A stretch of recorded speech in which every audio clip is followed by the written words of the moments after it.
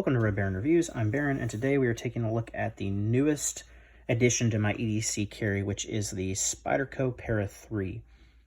So as always, we'll fly through the specs, and then we'll kind of give my initial thoughts and impressions. I just picked this up yesterday. So with that, we've got a 3-inch blade with a 2.63-inch cutting edge. This model is a CPM S45VN. It features a DLC coated blade, full flat grind.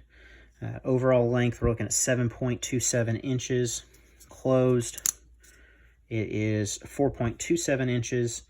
And then it's got a G10 scales, and it comes in at 3.4 ounces. So for what I want a knife for just a general purpose, everyday carry knife, this is the perfect size. It's about the perfect heft.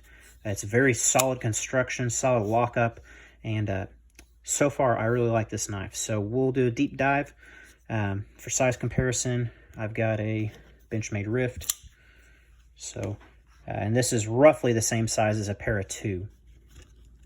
And then I've got the old standby, the Victorinox Cadet.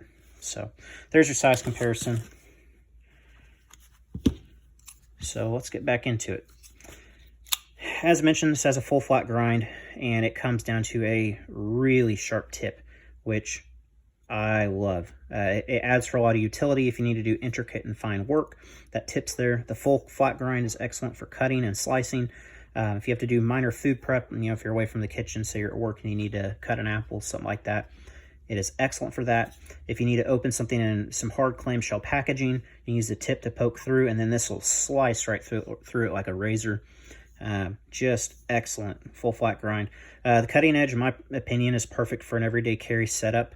It's not too small, but it's also not too big. Spyderco does a really good job with jimping. See if I can bring that into focus. You've got it on the top and the bottom. So if you need to choke up on the knife to take advantage of that fine tip, you can. And get more control on it and do intricate style work. The scales on this are G10. There's a lot of aftermarket support for this knife, which is awesome. I'm thrilled about that. But to be honest with you, I don't know that I'd replace the scales. They look really clean. They've got enough grip to them, and they're durable because they're G10. So I'm really a fan of those.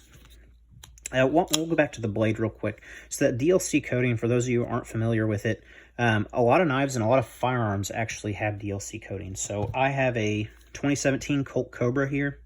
I've carried this gun for 2 years at this point, and 9 times out of 10, this is what's in my holster. And it is a leather holster by, I think it's Simply Rugged.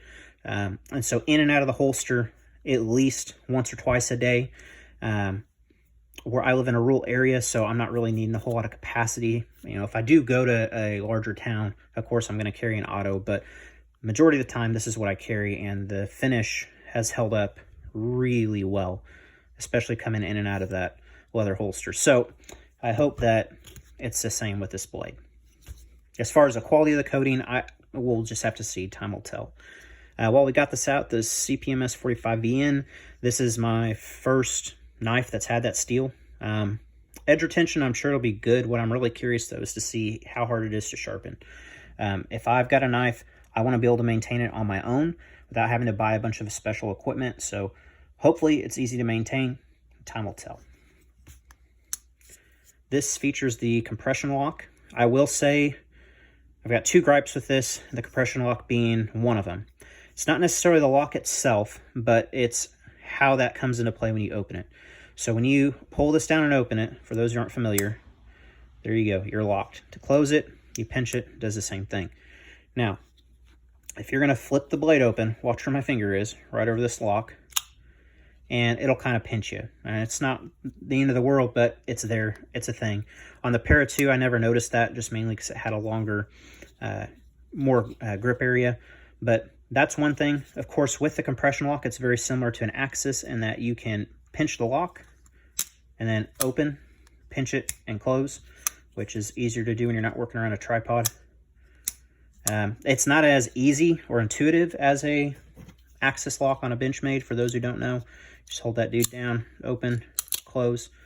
Not as easy, but it's not difficult. It's no big deal. But I've seen most people seem to open and close theirs as such, and by doing that, you do avoid that. But if you want to open it, it does fly right open if you're going to use the hole.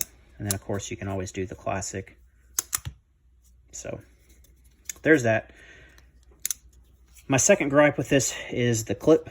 It is not a deep carry clip. So when you carry this, about that much of it sticks out of your pocket, and it does ride flat against you. It's not like it's really in the way, but it kind of bothers me, especially when I'm reaching into my pocket. I seem to, run my hand across this, and not a huge deal, but I wish they would have done a deep carry clip on this.